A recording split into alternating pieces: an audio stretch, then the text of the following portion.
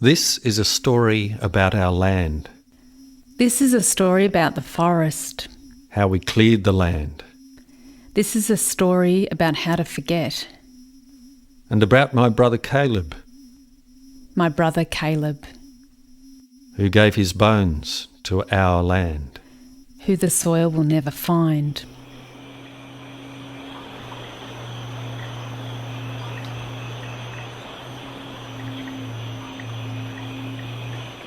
We went there. No, we came here in 1879. We came here. My father, my brother Caleb and me. We left the women in Melbourne, too dangerous for them. We walked from Lang Lang along McDonald's track, rested at Poowong and turned south the way a hawk turns in the air. We went deep into the forest, too deep for some.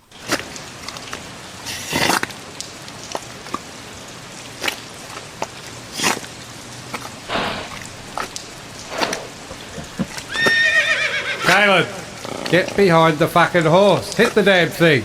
Caleb, get behind the fucking horse. Hit the damn thing.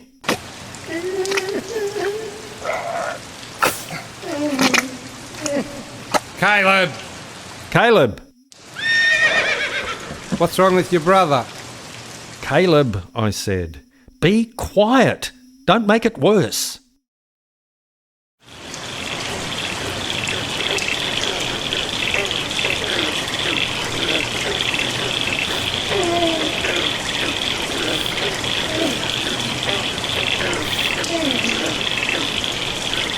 Caleb,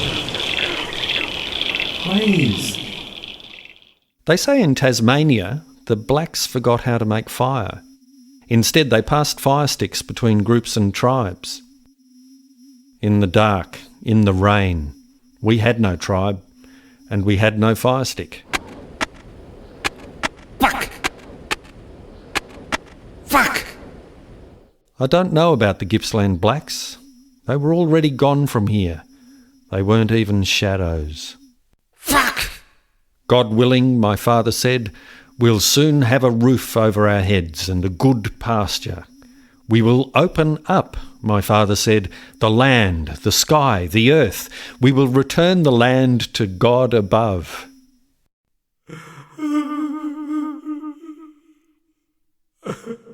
Caleb, shut your Mouth? Eyes? Heart? I don't remember. The rain poured out of the darkness night after night. In the day we sometimes met men coming the other way, tired, haunted men, so that we became quietly convinced we were heading for the front line of a battle.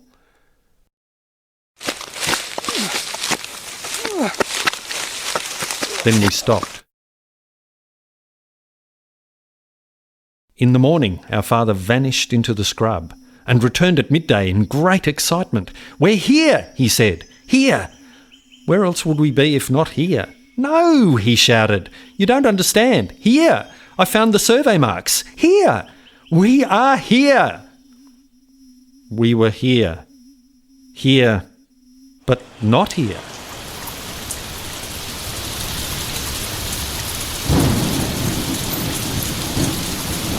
Nowhere, my brother said. Nowhere.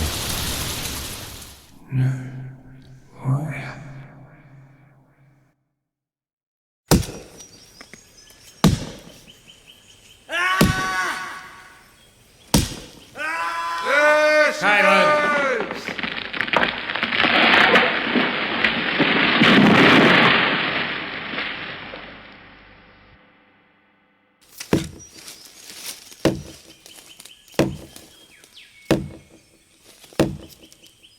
When does there become here?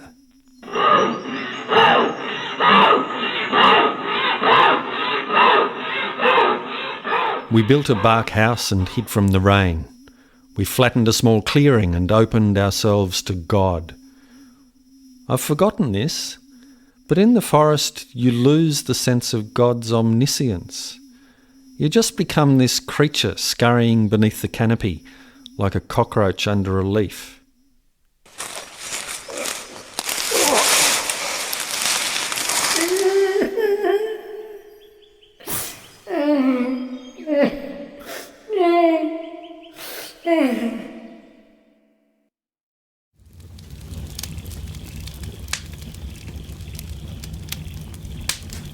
My father lit his pipe from the fire, and I always fell asleep to the book of Genesis.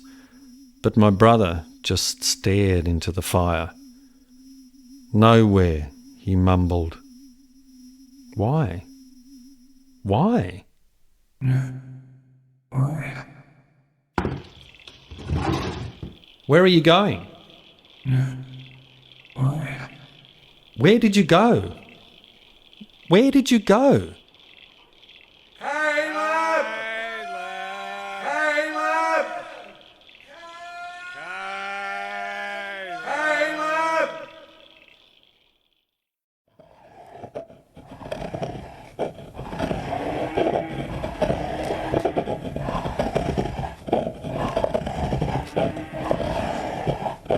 My brother Caleb walked into the forest. We walk through. We walk around. We cut tracks. We avoid and flatten. My brother walked into the forest. Into. I see him going. I see him walking out of the house and walking into the night. But don't tell no one, because they'll say I wasn't there, and I wasn't. But I still remember it. I still saw him go somehow.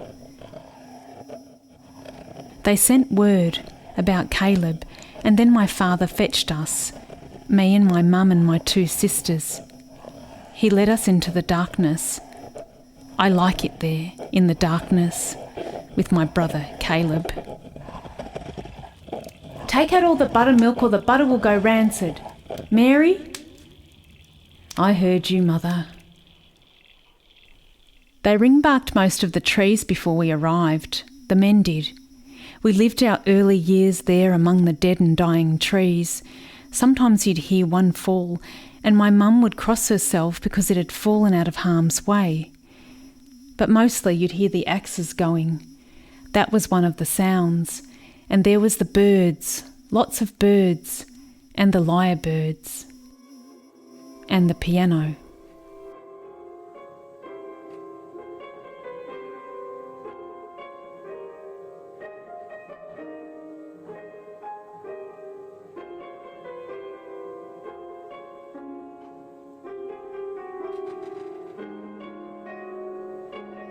I always heard it. Who had a piano?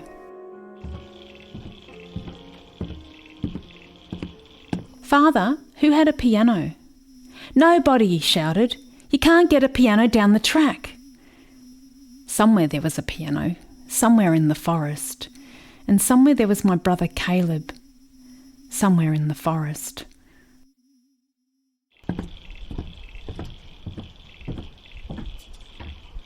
Where are you going, Father? Nowhere, daughter. Where are you going, brother? Nowhere, sister. The other side of nowhere. They each searched within their own despair. Despair is never shared.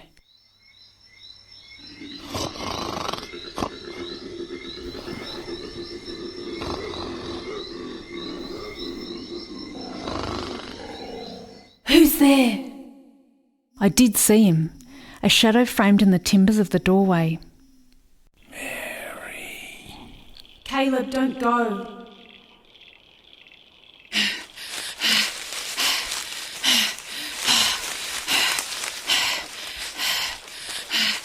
They say I sleepwalked until I was 15, but they really knew I was chasing Caleb down. He was always just ahead of me. Caleb! He always turned to look at me from the same spot. Then he'd sink into the grove of tree ferns down by the creek, and he'd be gone. Caleb! Caleb! Mary! Mary! For Christ's sake, wake up. I saw.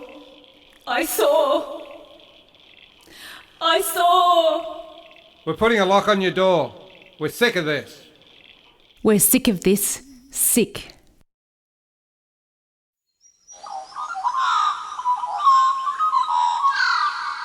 Was that the first magpie? The first true morning?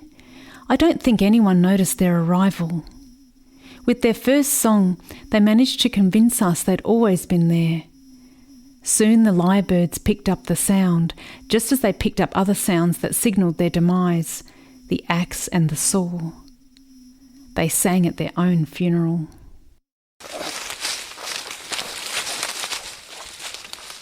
Every morning, my brother and father continued to search for Caleb, though they would deny that this is what they were doing. I always only followed John. He searched the dark gullies and the wet south side of the hill. He never crossed the creek east to the neighbours, nor the invisible line south to the other neighbours. It was as though even the worst of conclusions respected the surveyor's line. God help us. He always crossed the spot where Caleb stopped to look at me. I always thought he would sense something and stop. Then he did. John, what is it? He reached down and picked up something in the very spot. You seen this? What is it, John? It's just rubbish. It was a stone axe. It was in the very spot where Caleb always stopped. I'm sure it was the very spot. Just rubbish from before when the blacks came through. He put the axe down very carefully, reverently. And the next day I followed him, he came the same way and stopped again to look at the axe.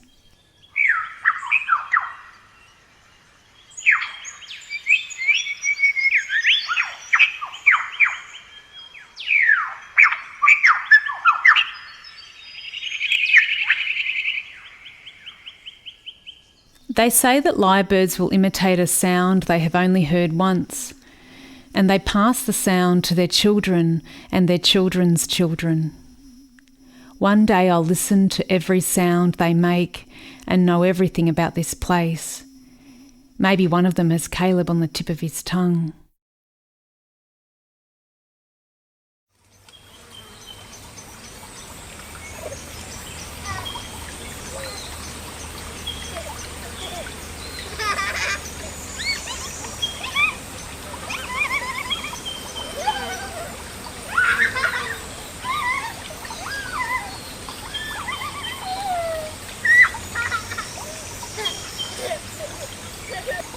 On Sundays we would put on our best suits and frocks and we would picnic amongst the ferns and mosses down at the creek.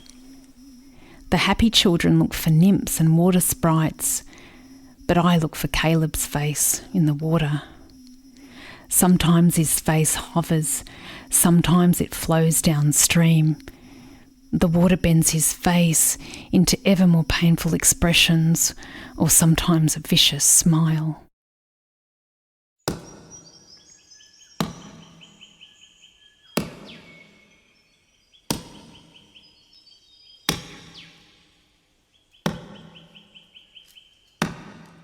That's right, the new people further down the creek. What sort of people work on a Sunday, my mother would say. She crosses herself as though to ward off a curse.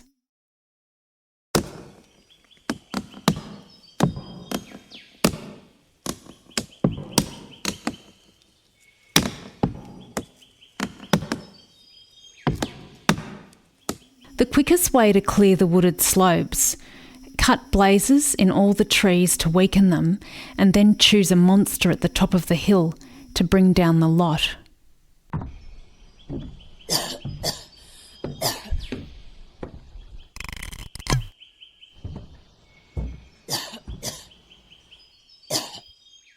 But how could my father have been there with me and not leading the cut himself? Was he already drinking then? Listen now, he kept saying. Listen now.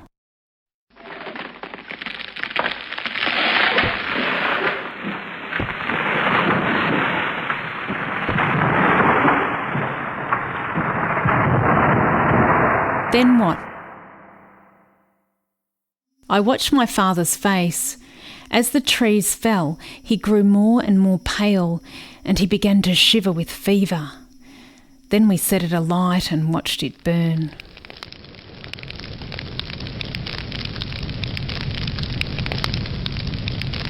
No. No, it was years before we had a dry enough summer.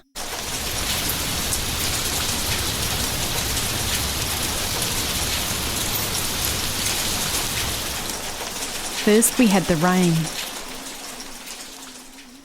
No, first we had the soil, bare soil, rich and dark. My father held it up to the clear blue sky. He tossed it up towards heaven. I offer you this soil, O God, to bless that it be full of life. This is my fucking land. I sacrificed My firstborn son for you. I hated my father from that point. I thought I was just angry, but when I calmed down, the hatred stayed.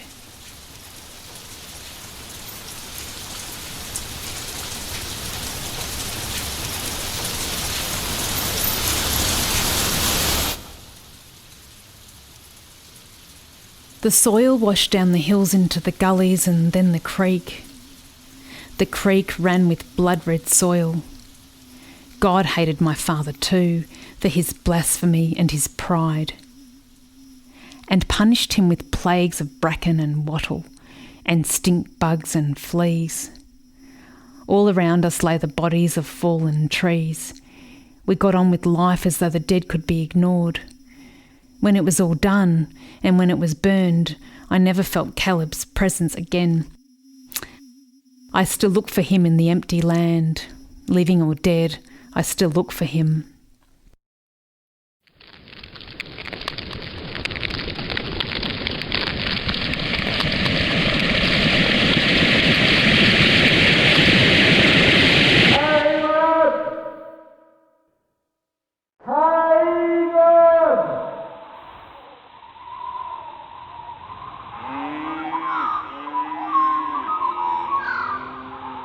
The land is marginal, at best.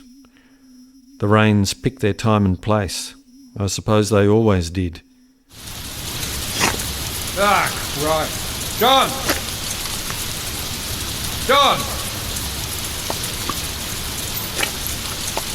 No.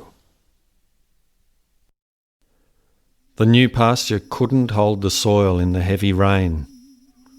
What was I supposed to do? The creek boiled an angry, muddy red. Sometimes one or more of our cattle washed up somewhere downstream. Sometimes we buried stock from upstream.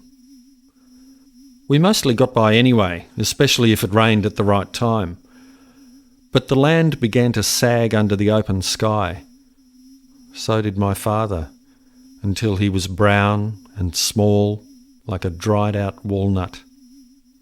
In the forest he had been tall and upright, but the open sky weighted him down.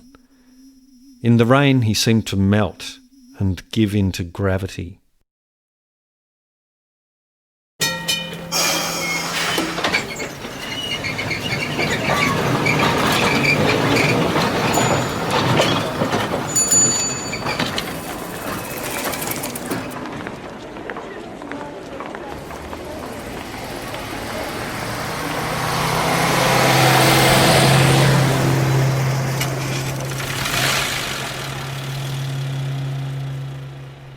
I don't believe there are any ghosts in the city. The nature of city life is forgetting. Everything calls to you in the here and now.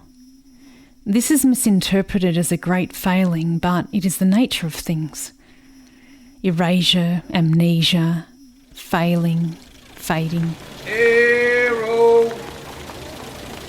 Arrow! Lady? No, thank you. The birds in the forest.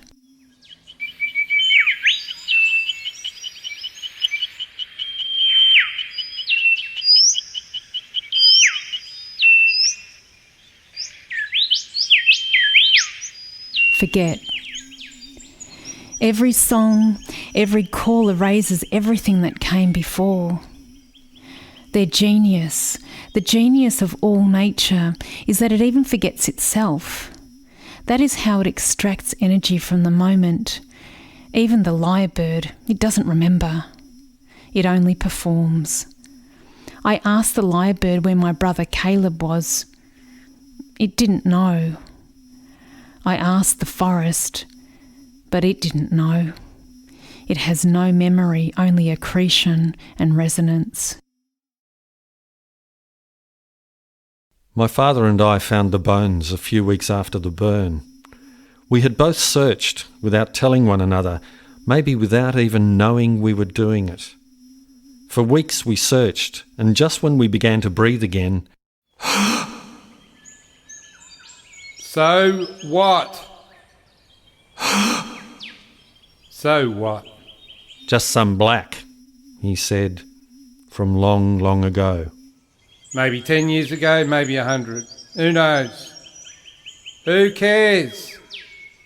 We silently buried the bones, and the only prayer we muttered was a solemn vow to tell no one.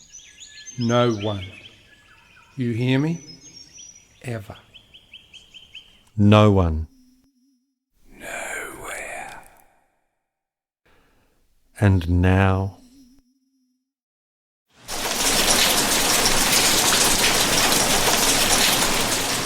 And then, when the rains came, my father and I sat on the veranda and watched our soil wash down into the creek. And we both asked the same silent question. Did we bury those bones deep enough?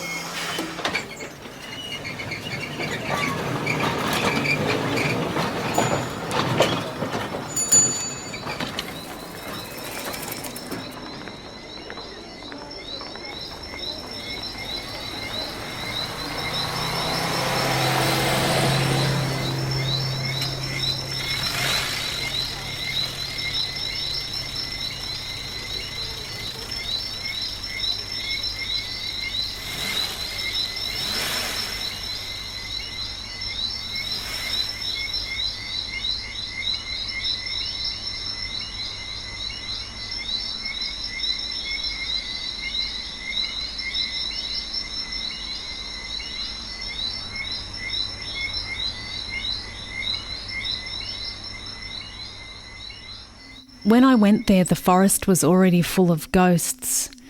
The trees, the animals, the people, all dead or gone.